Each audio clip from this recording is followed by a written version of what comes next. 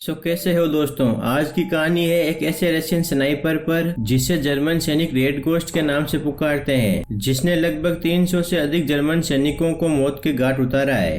कहानी की शुरुआत होती है, हमें जर्मन सैनिकों का एक ट्रक दिखाया जाता है जिसमें उनका एक कैप्टन और 2 सैनिक होते हैं। उन्होंने एक कपल को बंदी बनाया हुआ होता है जिसका सिर ढका हुआ होता है। उसे मौत के घाट उतारने से पहले कैप्टन उसका चेहरा देखना चाहता है, इसीलिए अपने सैनिक को उसका नकाब हटाने के लिए कहता है, जो कि हिटलर की दूसरी कॉपी होती है, जो उनसे रेम की भीख मांगते हुए कहते हैं कि मैं कोई सैनिक नहीं बल्कि नाटक में किरदार निभाने वाला ड्रामाबाज हूँ। उसकी मूंछें देखकर दोनों सैनिक आपस में हंसते हैं और कहते हैं कि मैंने आज से पहले कभी भी हिटलर को करीब से नहीं देखा है। तभी कैप्टन उससे कहता है कि चलो अब हिटलर की तरह एक्टिंग करके दिखाओ, जिसमें वो हिटलर की तरह मुंह बनाता है और उसकी तरह एक्टिंग करने लग जाता है, जिसे देख सैनिकों के तो हाल बेहाल हो जाते हैं और कैप्टन का मुंह फटा का फटा रह जाता है, क्योंकि कैप्टन को उसकी लैंग्वेज कुछ समझ में ही नहीं आ रही होती है और वो तुरंत अपने सैनिकों को कहता है कि इन्हें खत्म कर दो। तभी दूर से कैप्टन पर एक गोली चलती है और दूसरी गोली उसके सैनिक को लगती है, जिससे दोनों की मृत्यु हो जाती है। बाकी बचा एक जर्मन सैनिक, वो गाड़ी के टायर के पीछे छिप जाता है और वे अपनी बुद्धि का प्रयोग करते हुए वे अपने हेलमेट को बाहर की तरफ दिखाता है, लेकिन वे सैनिक इससे भी चालाक निकलता है। वो डायरेक्ट टायर के अंदर से ही उसे शूट कर देता है। तभी यही एंट्री होती है रशियन स्नाइपर रेड गोस्ट की, जो कि जर्मन सैनिकों को ढूंढ ढूंढ कर मार रहा है। ये कपल उसे थैंक्स बोलते हैं और उससे बातचीत करने की कोशिश करते हैं, लेकिन रेड गोस्ट उनसे कुछ भी नहीं बोलता है। वो तो सिर्फ मरे हुए सैनिकों से वेपन और खाना लेके वहाँ से निकल जाता है। रेड गोस्ट के जाने के बाद जर्मन सैनिकों की एक टुकड़ी यहाँ आती है और सस्पेंस का पता लगाने में जुट जाती है। वैसे तो उन्हें पता था कि इन्हें इतना बुरा रेड गोस्ट ही मार सकता है। तभी एक सैनिक कैप्टन ब्राउन को बताता है कि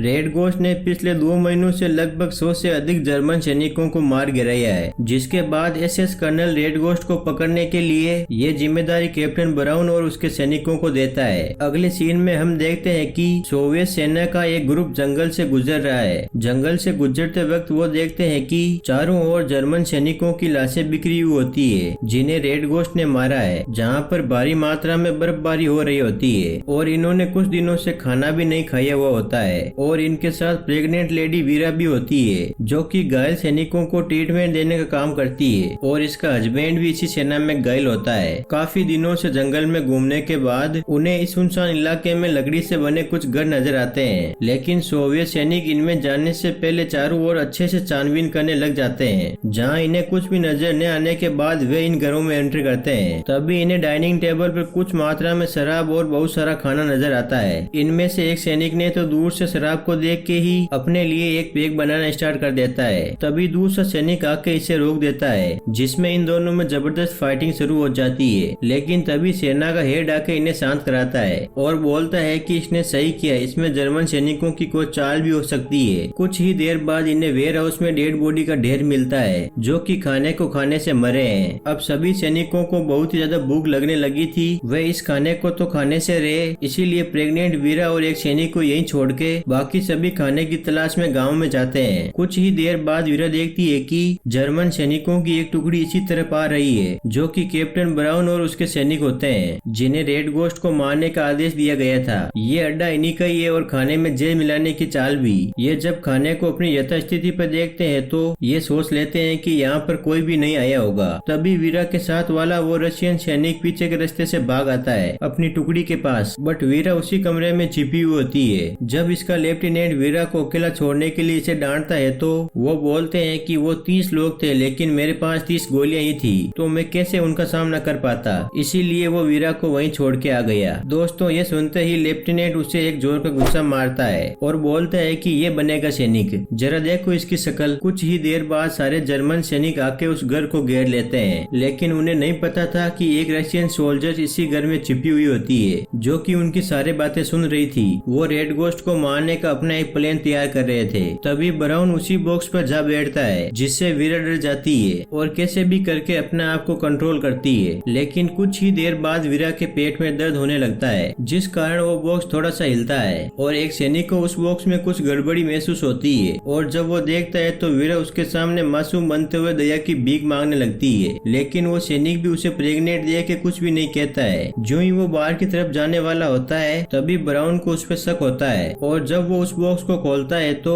वीरा उसमें लेटी हुई नजर आती है। फिर हमें आगे दिखाया जाता है कि वीरा चेयर पर बहुत ही मुश्किल से बैठ पाती है क्योंकि उसे दर्द हो रहा था और जर्मन कैप्टन उससे पूछताछ करते हुए पूछता है कि तुम कौन हो, यहाँ कैसे आई और तुम कब से यहाँ हो। जब वीरा सभी चीजों का जवाब दे देती है तो कैप्टन उससे पूछता है कि तुम्हारे ये कौन सा महीना चल रहा है, जिसमें जवाब देते हुए वीरा उसे कहती है कि ये मेरा 8वां महीना है। तभी ब्राउन का एक सैनिक सारे घर की तलाशी लेने के बाद उसे वीरा का ड्रेस कोड और सैनिक होने की एक आईडी मिल जाती है, जिसे देख वो समझ जाता है कि यहाँ रशियन सेना की टुकड़ी आई थी जो कहीं यही आसपास होगी, जिससे कैप्टन ब्राउन को उस पर बहुत गुस्सा आता है। इसीलिए वीरा को अपने एक सैनिक के हवाले करके बात लेने चला जाता है। अब वीरा को नंगे पांव बर्फ में बाहर लाया जाता है, जिसका चेहरा पूरा खून से लथपथ होता है। दूर से रशियन सैनिक भी वीरा को देख रहे थे और वो वीरा को बचाने का फैसला करते हैं। तभी जर्मन सैनिक जो ही वीरा को शूट करने जाता है तो वो देखता है कि उसका एक सैनिक वीरा के प्रति बहुत ही दया की भावना रखता है, इसीलिए वो उसे मारने के लिए कहता है। लेकिन उसने आज तक कभी भी गोलियां नहीं चलाई थी, इसीलिए वो थोड़ा हिचकिचाता है। लेकिन उसे अपने कैप्टन का आदेश मानना पड़ता है, जो कि उसे मारने के लिए 2 मिनट देता है। मारने के लिए जो ही वो वीरा की तरफ गन पॉइंट करता है तभी दूर से एक स्नाइपर से गोली चलती है और वो डायरेक्ट उसके गले के आर पार हो जाती है, जिस कारण उसकी ऑन द स्पॉट मृत्यु हो जाती है। एक के बाद एक सभी जर्मन सैनिकों पर गोलियां चलती है, जिससे कुछ सैनिक अलर्ट हो जाते हैं और अपनी सेफ्टी के लिए जगह ढूंढने लग जाते हैं। तभी वीरा भी इसी मौके का फायदा उठाते हुए तुरंत रफ्फू चक्कर हो जाती है और हम देखते हैं कि यह काम रशियन सैनिकों ने नहीं किया तो किसने किया। उसी वक्त फिर से एंट्री होती है रेड गोस्ट की, जो जर्मन सैनिकों पर फायरिंग करता है और रेड ग्रेनेड भी फेंकता है। फिर सभी रशियन सैनिक एक्टिव होते हैं और उन पर हमला करना स्टार्ट कर देते हैं। तभी जर्मन सैनिक अपने प्लान के मुताबिक रेड गोस्ट को चारों ओर से घेरना स्टार्ट कर देते हैं, जो कि उन्हें मिलने से रहा क्योंकि वे कभी भी और कहीं भी छिप सकता है। तभी एक जर्मन सैनिक पर बर्फ में से गोली शूट होती है जो उसे वहीं ढेर कर देती है। वो होता है अपना रेड गोस्ट, जिसके बाद रेड गोस्ट एक एक करके कई जर्मन सैनिकों को मौत के घाट उतार देता है। तभी एक जर्मन सैनिक उसी ओर आ रहे रशियन सैनिकों पर मिसाइल गन से फायरिंग करना स्टार्ट कर देता है, लेकिन पीछे से रेड गोस्ट उसे एक ही शॉट में खत्म कर देता है। रेड गोस्ट को फायरिंग करते हुए ऐसा लगता है कि जैसे मानो कि उसने तो जर्मन सैनिकों को मारने की कसम ही खा रखी है। बाथरूम में बात लेते हुए कैप्टन ब्राउन भी पहली बार रेड गोस्ट को देखते हैं और अपने साथी से गन मांगते हैं, लेकिन उसके पास भी गन नहीं होती है। लेकिन तभी कैप्टन ब्राउन नंगा पुंगा होने के बावजूद भी बाहर गन लेने के लिए चले जाते हैं और उन्हें अपना एक साथी कवर करता है, जिससे वो बचकर एक सेफ जगह चले जाते हैं। लेकिन तभी रेड गोस्ट की भी गोलियां खत्म हो जाती है और उसे कवर देने के लिए उसका एक रशियन साथी आता है। तभी रेड गोस्ट उनसे बचा के एक गन लेके उसी बाथरूम में चला जाता है जहाँ ब्राउन और उसका सैनिक था। लेकिन ब्राउन तो वहाँ से चला जाता है, लेकिन उसका सैनिक वहीं पे होता है, जो कि रेड गोस्ट पर गर्म पानी फेंक के बाहर की तरफ भाग जाता है। लेकिन भागते भागते उसकी टक्कर एक बड़े से पत्थर से हो जाती है, जिस कारण वो नीचे गिरते हुए घायल हो जाता है। लेकिन तभी रशियन सैनिक अपनी अपनी पोजीशन लेते हुए ब्राउन को मारने के लिए तैयार होते हैं और ब्राउन भी अपने सैनिक से उसकी ओर गन फेंकने के लिए कहता है। तभी वो गन फेंकता है, जो कि ब्राउन से थोड़ी दूर गिर पड़ती है, जिससे वो कई हथकंडे अपनाते हुए अपनी ओर लेने की कोशिश करता है। तभी रेड गोस्ट उसकी ओर गोली चलाता है, जिससे उसकी ये भी चाल खारिज हो जाती है। लेकिन वो दूसरी बार कोशिश करते हुए उस गन को पा लेता है। दूसरी तरफ हम देखते हैं कि एक रशियन सैनिक जिसके पास गन न होने के बावजूद भी वो उसे मार गिराता है। इसे मारने के बाद अब सिर्फ 2 ही जर्मन सैनिक बचते हैं और अब कैप्टन ब्राउन के पास भी भागने के अलावा और कोई चारा नहीं बचता है। इसीलिए वो लड़कियों के कपड़े पहन के वहाँ से फरार हो जाता है। सारे जर्मन सैनिकों को मारने के बाद अब रशियन सैनिक ब्राउन को ढूंढने के लिए आते हैं, लेकिन वो तो छोटा सा होल करके वहाँ से भाग जाता है। तभी दूसरी ओर बाथरूम से आवाज आती है, लेकिन रशियन सैनिक डरते हुए गेट खोलते हैं, जिसमें रेड गोस्ट निकलता है, जो कि घायल अवस्था में होता है। वहीं वीरा और उसके बच्चे को भी बचा लिया जाता है। फिर वो सभी एक साथ मिलकर जर्मन सैनिकों का बचा हुआ खाना खाते हैं। वहीं हम देखते हैं कि एक जर्मन सैनिक अभी भी जिंदा है, जो टकराने से घायल हुआ था, जो कि अब मरने का नाटक करता है। जहां हम देखते हैं कि जर्मन सैनिकों की लाशें चारों ओर से बिछी हुई होती है, लेकिन किसी भी रशियन सैनिक के एक भी खरोच नहीं आती है। दूसरी ओर अब कैप्टन ब्राउन महिला के कपड़े पहन के अपने जर्मन सैनिकों से मदद की गुहार करने जाता है, जिसे इस ड्रेस में देखकर एक बार के लिए तो कोई भी नहीं पहचानता है, लेकिन जो ही वो पास आता है तभी उसे पहचान लेते हैं और कर्नल उसे ताना मारते हुए कहता है कि तुम इन कपड़ों में हॉट दिख रहे हो कैप्टन। तभी वो बीती हुई घटना का कच्चा चिट्ठा उनके सामने खोलता है और वो अपने नए अटैक की प्लानिंग करते हैं। और दूसरी ओर रशियन सैनिक भी अपने अगले प्लान पर चर्चा करते हैं। तभी वीरा के रोने की आवाज आती है, क्योंकि अब उसे लेबर पेन शुरू हो चुका है और सभी सैनिक उसकी मदद के लिए उसके पास खड़े होते हैं। तभी मौका देख वो जर्मन सैनिक वहाँ से भाग जाता है। वहीं सेना का हेड जानता है कि कैसे डिलीवरी की जाती है, जिनकी मदद से वीरा एक लड़के को जन्म देती है। तभी दूसरी तरफ सो रहे रेड गोस्ट को जर्मन सैनिकों की बू आती है और वो अपनी गन लोड करके उन्हें मारने के लिए जाने लगता है। जाते वक्त वो उन सभी को अलर्ट करता है कि